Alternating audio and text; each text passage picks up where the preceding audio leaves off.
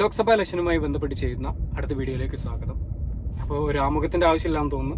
എന്നാലും പറയാം, എൻ്റെ സ്വന്തം പ്രഡിക്ഷൻ അല്ല, പല ചാനലുകളിലും വന്ന പ്രഡിക്ഷൻ്റെ അടിസ്ഥാനത്തിലുള്ള വീഡിയോ ആണ്. അതുപോലെ എൻ്റെ പേഴ്സണൽ എക്സ്പീരിയൻസ് വെച്ചിട്ടുള്ളൊരു വീഡിയോ ആണ് ഞാൻ ചെയ്യാൻ ശ്രമിക്കുന്നത്.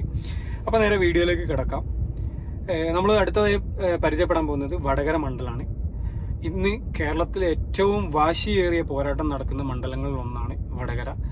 നമുക്കെല്ലാവർക്കും അറിയാം, രാഷ്ട്രീയവും അരാഷ്ട്രീയവുമായ ആരോപണങ്ങളും പ്രത്യാരോപണങ്ങളുമായിട്ട് ഈ രണ്ട് സ്ഥാനാർത്ഥികളും BJPക്ക് വലിയ പ്രാധാന്യം ഇല്ലാത്തൊരു മണ്ഡലമാണ് വടകര എന്ന് എല്ലാവർക്കും അറിയാം. അതുകൊണ്ടാണ് രണ്ട് സ്ഥാനാർത്ഥികളെന്ന് പറഞ്ഞത്. ഈ ഒരു സ്ഥാനാർത്ഥികളും ഇടതുപക്ഷത്തിന്റെയും വലതുപക്ഷത്തിന്റെയും LDFന്റെയും UDFന്റെയും സ്ഥാനാർത്ഥികൾ നിറഞ്ഞു നിൽക്കുന്ന, വളരെ ലൈവായിട്ട് നിൽക്കുന്ന, ആവേശത്തോടെ പ്രചരണം നടത്തുന്ന മണ്ഡലമാണ് വടകര. ഏറ്റവും ഇന്ന് കേരളത്തിൽ ഇലക്ഷൻ നടക്കുന്ന മണ്ഡലങ്ങളിൽ ഏറ്റവും അൺപ്രഡിക്റ്റബിൾ ആയിട്ടുള്ള മണ്ഡലങ്ങളിൽ ഒന്നുമാണ് വടകര. അപ്പോൾ നമുക്ക് നേരെ വീഡിയോയിലേക്ക് കിടക്കുകയാണെങ്കിൽ, നമ്മൾ നേരെ അവിടുത്തെ ഒരു നിയമസഭാ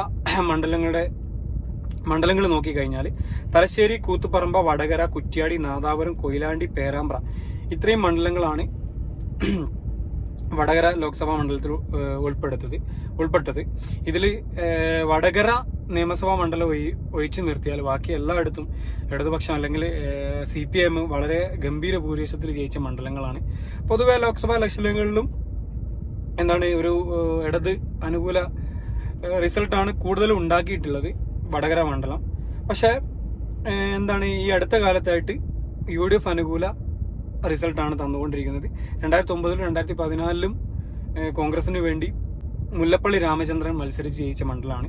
2019 കെ മുരളീധരൻ ഗംഭീര ഭൂരിപക്ഷത്തിന് വിജയിച്ച് കയറിയൊരു മണ്ഡലമാണ് വടകര. അപ്പൊ അതിന്റെ മുമ്പത്തെ റിസൾട്ടിലേക്ക് നോക്കിക്കഴിഞ്ഞാൽ കഴിഞ്ഞ വർഷം കെ മുരളീധരൻ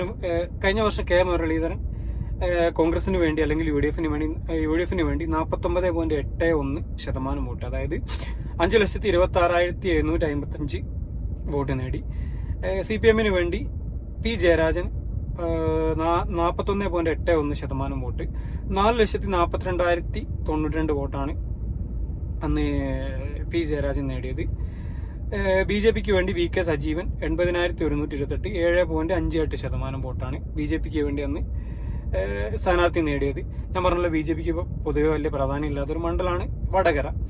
അപ്പൊ ഇത്തവണത്തെ സ്ഥാനാർത്ഥികൾ നോക്കിയാൽ LDFന് വേണ്ടി CPMൽ നിന്ന് KK ശൈലജയാണ് മത്സരിക്കുന്നത്. കോൺഗ്രസിന് വേണ്ടി ഷാഫി പറമ്പിലും BJPക്ക് വേണ്ടി CR പ്രഫുൽ കൃഷ്ണയാണ് ഇവിടെ മത്സരിക്കുന്നത്. ഞാൻ നേരത്തെ പറഞ്ഞല്ലോ, ഇന്ന് കേരളത്തിൽ ഏറ്റവും വാശിയേറിയ പോരാട്ടം നടക്കുന്ന മണ്ഡലത്തിൽ ഒന്നാണ് വടകര.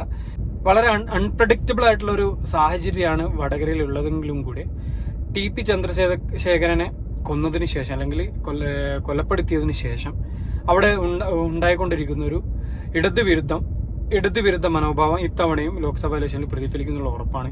വളരെ ജനകീയമായിട്ടുള്ള അല്ലെങ്കിൽ PR വർക്കിലൂടെ ജനകീയത നേടിയെടുത്ത ശൈലജ ടീച്ചറാണ് മത്സരിക്കുന്നതെങ്കിലും കൂടെ ഈ മണ്ഡലത്തിൽ തീർച്ചയായും ഒരു നേരിയ ഭൂരിപക്ഷത്തിലെങ്കിലും UDF ജയിച്ചു കയറുന്നതാണ് ഞാൻ പ്രതീക്ഷിക്കുന്നത്. അതിന് രണ്ട് കാരണമാണ്. ഒന്നാമത്തത് ഷാഫി ഉണ്ടാക്കിയെടുത്ത ഒരു അടിത്തറ, അല്ലെങ്കിൽ ഷാഫി വന്നതിന് ശേഷം ഉണ്ടാക്കിയെടുത്ത ഒരു ഓളവും, അതുപോലെ ഈ RMP അല്ലെങ്കിൽ TP ചന്ദ്രശേഖരൻ എന്ന ആ ഒരു എഫക്റ്റും, അതുപോലെ സർക്കാർ വിരുദ്ധ തരംഗവും തീർച്ചയായും ശൈലജ ടീച്ചർക്ക് എതിരായിരിക്കും.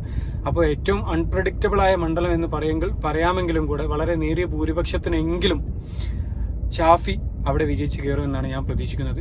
ഞാൻ ഇതുവരെ പ്രഡിക്റ്റ് ചെയ്ത 5 മണ്ഡലങ്ങളിൽ നിന്ന് എൻ്റെ പ്രഡിക്ഷൻ പ്രകാരം അല്ലെങ്കിൽ ഞാൻ കണക്ക് കൂട്ടുന്ന പ്രകാരം 5 മണ്ഡലങ്ങളിലും UDF ജയിക്കുമെന്നാണ് ഞാൻ പ്രതീക്ഷിക്കുന്നത്.